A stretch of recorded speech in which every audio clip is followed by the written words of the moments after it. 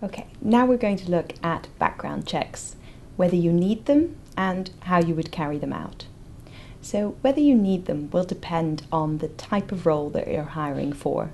Think about the duties that this person is going to be carrying out and think about whether you need to know more about their background before you make a decision to hire them.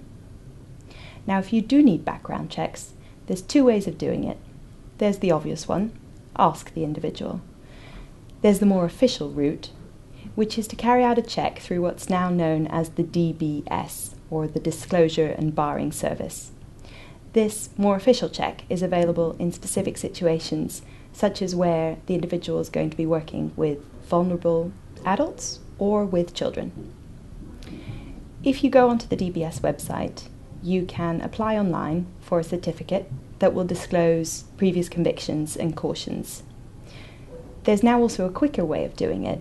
If the individual has registered online with the DBS, then you as the employer can simply ask for an updated certificate. Now, what actually happens with this certificate?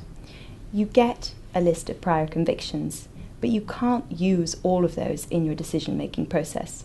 Some of these will be spent convictions, basically convictions that are so out of date that you shouldn't take them into account, or where the individual has been rehabilitated.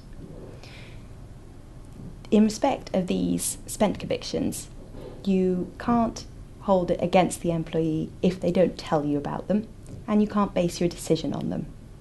There are, however, about 70 exceptions, so go and check the DBS website to see if this particular spent conviction is on that exceptions list. The other area of complication with background checks is the new category of protected convictions and protected cautions. These are a specific list of prior convictions that the DBS has basically carved out, taken off of the DBS certificates, so the DBS won't tell you about them, and you can't take them into account in your decision making. In fact, you can't even ask the employee about these. Again, the list is available on the website and it changes from time to time, so keep an eye on it. Now, background checks, again, are subject to the Data Protection Act. Make sure you carry them out only where they're relevant.